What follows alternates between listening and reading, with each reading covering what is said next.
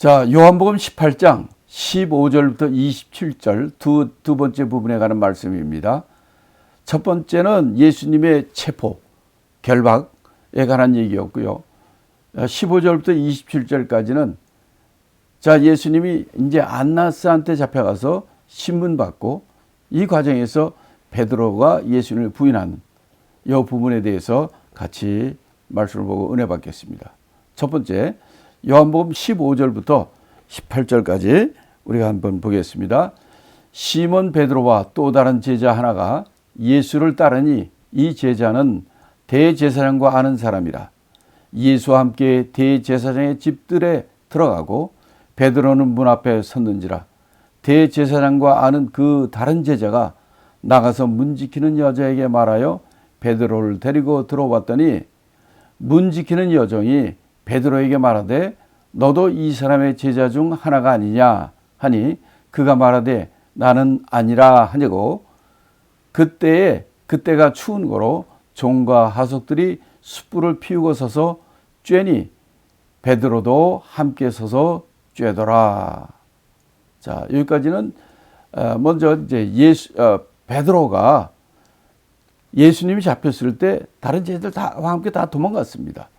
그러나 이제 잡혀가지고 안나스로 데리고 오니까 베드로는 그래도 자기가 수제자인데 일말의 양심이 있으니까 도망갔다가 다시 슬슬 쫓아와가지고 베드로 혼자가 아니라 그 다른 제자라고 그랬어요. 그 다른 제자, 이거는 사도 요한을 얘기합니다. 사도 요한과 함께 대제사장직까지 따라가게 됐고, 이때 그 다른 제자, 즉 사도 요한은 그 대제사장과 아는 사람이에요. 그래서 그는 무사히 그 지방까지 들어갑니다. 근데 베드로는 못 들어오고 문 밖에 서 있었어요. 이때 먼저 들어간 이 사도 요한이 문 지키는 그 여자를 시켜가지고 베드로를 여자에게 얘기해가지고 베드로를 데리고 들어온 거예요.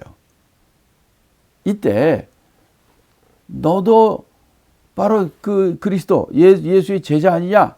라는 여종의 질문에 예수를 부인하는 베드로 얘기가 17절에 나오게 됩니다.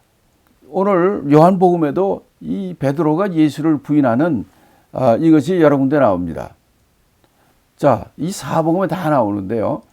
먼저 마태복음에 이거 아주 클리어하게 잘 나와 있길래 제가 마태복음의 26장에 70절, 72절, 74절에 세 번 부인하는 장면이 나옵니다. 이 마태복음 26장 70절에 보면 베드로가 모든 사람 앞에서 부인하여 가로되 나는 네 말을 하는 것이 무엇인지 알지 못하겠다 하고 예수님이 예수를 첫 번째 부인합니다. 그 다음 72절에서는 베드로가 또 얘기합니다. 이번엔 맹세하고 부인하여 가로되 내가 그 사람을 알지 못하노라. 이렇게 두 번째 부인을 하는데 이때는 맹세하고 부인했다는 거예요. 실제로 어떻게 했는지 모르겠어요. 내가 하나님의 이름으로 맹세하는데 나는 그 양반 몰라 라고 했는지 어떻게 했는지 모르겠어요. 맹세하고 부인했다. 첫 번째는 그냥 부인했고 두 번째는 맹세하고 부인했다고 그랬고 74절에 보면요. 베드로가 저가 저주하며 맹세하여 가로되 내가 그 사람을 알지 못한다 라고 부인한 거예요. 그런데 첫 번째는 그냥 부인했고 두 번째는 맹세하고 부인했고 세 번째는 저주하고 맹세하고 부인한 거예요. 갈수록 점점 세진 걸 볼 수가 있습니다. 아니 예수가 잡혔을 때는 칼 끼내가지고 말과 오른쪽 귀를 베어버린 이렇게 의리의 사나이였는데 실제로 예수님이 잡혀가니까 저 멀리 슬슬 들어오더니 예수를 부인했을 뿐만 아니라 마지막에는요 저주하고 맹세했다는 거예요. 실제로 어떻게 해야 저주하는 겁니까? 진짜 저주했다고 여기 예수님께 하나님께 저주하면 하는 거를 쓸 수가 없으니까 저주라고 했겠죠. 진짜 쉬운 말로 하면 뭐라고 저주했는지 알 수는 없지만 저주까지 하면서 맹세하고 부인했다는 겁니다. 이렇게 베드로가 예수를 부인하는데 여기에 바로 인간의 열악한 면을 우리가 볼 수가 있는 거예요.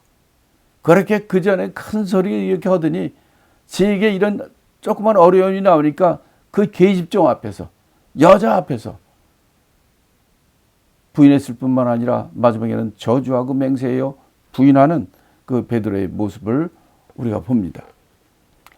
자, 그런가 하면 누가복음은 이렇게 얘기하고 있어요. 누가복음 22장 61절 62절에 보면 주께서 돌이켜 베드로를 보시니, 베드로가 주의 말씀 곧 오늘 닭 울기 전에 네가 세 번 나를 부인하리라 하심이 생각나서 밖에 나가서 심히 통곡하니라, 이렇게 되어 있어요. 그러니까 베드로가 세 번을 부인했지만은 그때 그러고 나서 닭이 울었단 말이에요. 이때 닭이 우니까 예수님이 하신 말씀이 네가 나를 세 번 부인하려다, 그 말씀이 생각이 나서 나가서 심히 통곡했다고 그러죠. 자, 근데 여기 이 61절에 보면 요 말이 있습니다. 이때 베드로가 그냥 지가 생각이 나서 통곡한 게 아니라 뭐 때문에 그랬냐면 주께서 돌이켜 베드로를 보시니, 지금 베드로는, 아니 예수님은 아나니아 이 대제사장의 신문 받는 중입니다. 그런데 닭이 세 번 우니까, 닭이 우니까 예수님이 베드로를 돌이켜서 베드로를 본 거예요. 베드로가 눈이 마주친 겁니다. 그러니까 베드로는 자기가 저주하며 맹세하고 부인했지만은 예수와 눈이 마주치는 순간 주님의 말씀이 기억이 난 거예요. 그래서 밖에 나가서 심히 통곡하고 그가 회개한 겁니다. 그런가 하면은 이 가룟 유다는요, 그는 예수님이 죄 없는 분이라고 그가 자살하기 전에 얘기했어요. 내가 의로우신 분을 내가 팔았구나, 무죄한 분을 팔았구나 하고 그 양심의 가책을 받고 그 돈을 제사장 집에 안에다 던져놓고 그는 목매달아 자살했단 말이에요. 우리 인간적인 측면에서 보면 정말 의리의 사나이죠. 정말 내가 정말 잘못했기 때문에 내 목숨을 걸고 내가 죽는 게 낫다 하고 인간적인, 인본적인 면에서 보면 최고의 의리의 사나이입니다. 근데 베드로는 어떻습니까? 큰 소리 빵빵빵빵 치더니 예수를 저주하고 부인까지 하고, 그러나 예수님은 어떤 자를 썼습니까? 그렇게 큰 잘못을 할 때라도 바로 그 잘못을 회개하고 통곡하고 회개하는 그를 바로 예수님은 쓰지 않습니까? 우리는 바로 인간적인 면을 많이 사람들이 생각을 하는데 그거는 절대 우리를 살리지 못합니다. 우리는 신본주의가 돼야 돼요. 하나님의 뜻대로 하는 자, 하나님 말씀대로 하는 자가 돼야 되는 거예요. 베드로는 예수님 하신 말씀대로 예수를 부인까지 했지만 그가 그의 잘못을 깨닫고 밖에 나가서 심히 통곡하는 이런 모습을 우리가 가져야 된다고 생각합니다. 베드로의 예수 부인에 대해서 마태복음, 마가복음, 누가복음, 요한복음에 나오는 내용을 간략하게 적은 거예요. 다 보면은 대략 다 비슷한 말이에요. 세 번 예수님을 부인하리라 하는 얘기예요. 근데 마가복음 14장 30절 거기에서만 오늘 이 밤 닭이 두 번 울기 전에, 닭이 두 번 운다는 얘기가 여기 처음 나오고요. 다른 거는 그냥 오늘 밤 닭 울기 전에요. 닭 울기 전에. 근데 마가복음에만 두 번 닭이 울기 전에 그렇고 다른 거는 그냥 한 번, 두 번 얘기 없어요. 그냥 닭 울기 전에요. 그런데 예수님을 세 번 부인한다는 것은 이 사복음이 똑같습니다.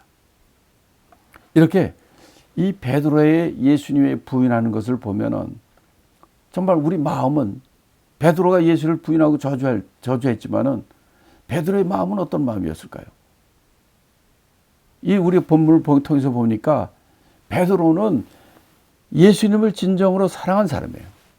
누구보다도. 그러나 그런 어려운 일이 닥치고 그럴 때 그 인간적인 면이 너무 강함으로 예수를 저주하고 부인까지 하고, 그러나 다른 제자들 가만히 있었지만 예수님이 잡히니까, 얘 잡혀가니까 칼을 꺼내가지고 그 귀를 베버리는, 이런 일까지 하는 사람이에요. 그러니까 그는 예수를 사랑한 사람 맞죠. 그러나 자기의 또 이런 그 위험이 오고 그러니까 예수를 3번이나 부인하는 사람 말이에요. 그러나 예수님과 눈이 마주치니까 어떻습니까?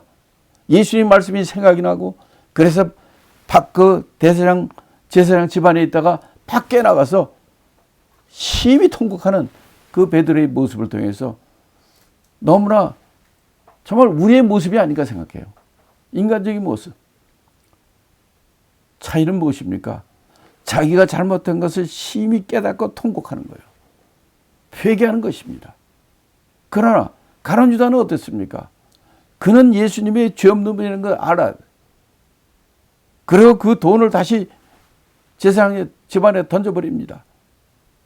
그러나 문제는 자살하는 거예요. 목매다가 자기가 자살하는 거예요. 그런 근본적으로 문제가 있는 거예요. 왜? 그는 자기 목숨이, 주인이 자기라고 생각하니까 자살하는 거예요. 하나님께서 우리에게 생명을 주시고 우리의 목숨을 주셨는데, 지가, 그러니까 회개와 후회는 다른 겁니다. 가룟 유다는 회개한 게 아니라 내가 잘못했구나, 내가 의로운 분은 팔았구나 하는 후회한 겁니다. 후회한 거는 구원받지 못합니다. 회개해야 되는 거예요. 그러니까 이런 큰 잘못을 한 가룟 유다가, 베드로가 다시 예수님에 의해서 귀히 쓰이는 수제자로 12제자 중에 대표 사도로서 마지막까지 순교할 때까지 하나님 앞에 귀히 쓰임 받게 되는 것을 우리가 볼 수 있습니다. 그 다음에 이제 19절부터 24절까지는 이제 본격적으로 안나스의 신문에 관한 얘기입니다. 한번 같이 읽겠습니다. 대제사장이 예수에게 그의 제자들과 그의 교훈에 대하여 물으니 예수께서 대답하시되 내가 드러내어놓고 세상에 말했노라. 모든 유대인들의 모이는 회당과 성전에서 항상 가르쳤고 은밀히는 아무것도 말하지 아니하였거늘 어찌하여 내게 묻느냐. 내가 무슨 말을 하였는지 들은 자들에게 물어보라. 저희가 나의 하던 말을 아느니라. 이 말씀하심에 곁에 섰는 하석 하나가 손으로 예수를 쳐 가라되 내가 대제사장에게 이같이 대답하느냐 하니 예수께서 대답하시되 내가 말을 잘못하였으면 그 잘못한 것을 증거하라. 잘하였으면 내가 어찌하여 나를 치느냐 하시더라. 안나스가 예수를 결박한 그대로 대제사장 가야에게 보내니라. 자, 여기서 보면 지금 안나스한테 이제 신문 받는 모습이, 신문 내용이 나와 있고요. 그 다음에 끝난 다음에는 가야바한테 보냅니다. 자, 그래서 가야바한테 가서 가야바한테 또 신문을 받아요. 안나스에서 신문 받는 거는 안나스가 신문한 내용과 이 가야바 대제사장이 신문한 내용이 다릅니다. 안나스는 예수님께 어떤 신문한 내용이 뭡니까? 19절에 나와 있죠.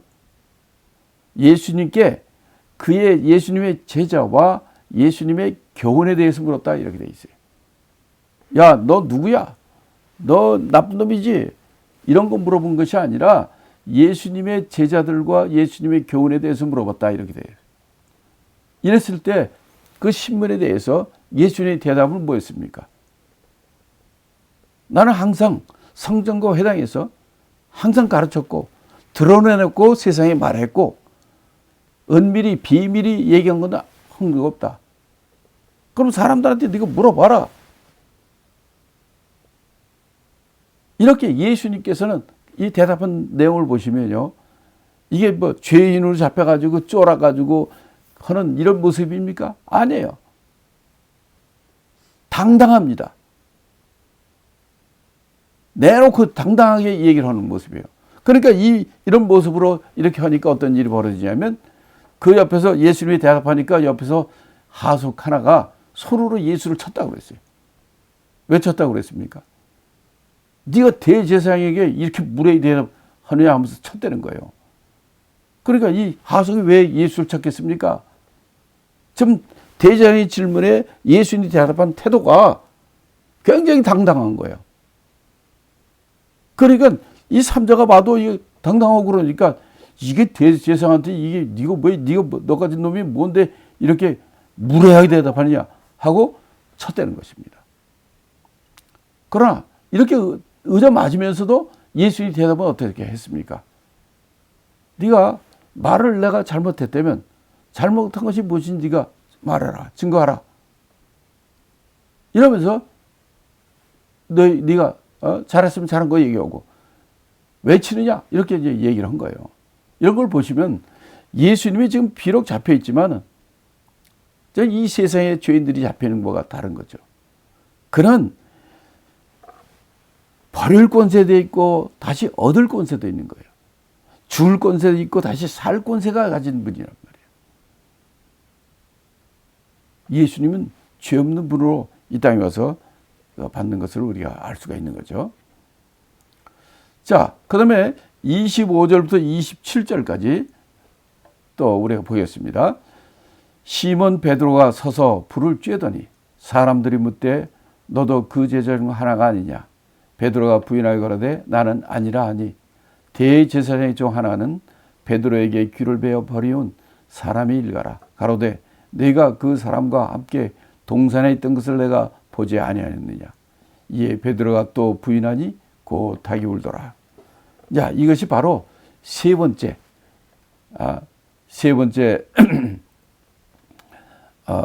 내용이죠. 예수님을 처음 들어갈 때 그 안나스 제사장 집에 들어갈 때 거기서 첫 번째 부인했고 또 불을 쬐자 중에 두 번째 부인을 했고 그 다음에 이제 귀배임을 당한 사람의 일가가 그 동산에서 베드로를 봤는데 그 사람이 너 귀배임 당한 너 귀배임 그 사람 그 예수 제자 아니냐 하고 이제 물어보니까 베드로가 세 번을 부인했다는 얘기입니다. 자, 오늘 여기서 말씀은 바로 예수님의 이 신문 받는 태도와 안나스가 신문한 내용입니다. 안나스가 우리가 여기 요한복음에는 가야바 대제사장의 신문 내용은 안 나와 있어요. 그러나 공관복음에 나와 있습니다. 여기 안나스 대제사장의 이 신문에는 이 공적인 예수님을 십자가에 처자는 그런 신문 내용이 아니에요. 아마 지금 그 현직 대제사장이 아니고 그 대제사장 전체 직위의 최고 위에 있는 사람이니까 먼저 그 예의적으로 그에게 데리고 왔었고 그러니까 거기서 물어보는 것도 예수님의 제자들과 예수님이 가르친 교훈에 대해서 이렇게 물어보는 것이고 별거 없지 않습니까? 그러나 가야바 대제사장한테 끌려갔을 때는요, 이거는 사내들인 공의 신분입니다. 그래서 거기서는 진짜로 증인을 세워가지고 예수님을 정죄하고 예수님을 죽이려고 했던 거예요. 그런데 예수님의 잡힌 죄명도 굉장히 많습니다. 로마에 대한 세금을 안 바치는 거다. 또는 성전을 헌다 했다. 여러 가지 많죠. 안식일을 범하지 않는다. 그런데 이 서로 증인들이 서로 맞질 않아요. 그래서 이 가야바 대제사장 아래서의 신문 재판이 이게 즉 그들의 목표는 예수는 십자가 못 박혀 죽게 하는 건데 이게 증인들이 서로 맞지 않으니까 큰 문제에 봉착하게 된 겁니다. 그랬을 때 바로 이 가야바 대제사장이 뭐라고 물어보느냐면 예수님한테 직접 물어봅니다. 네가 하나님의 이름으로 맹세하라. 네가 그리스도는 아니냐? 하나님의 아들이 아니냐? 하나님 앞에 맹세하고 대답하라. 이렇게 질문하지 않습니까? 이때 예수님이 내 말이 맞도다. 그러니까 그가 옷을 찢고 이거는 사형에 쳐야 된다 하고 예수님이 정죄된 거예요.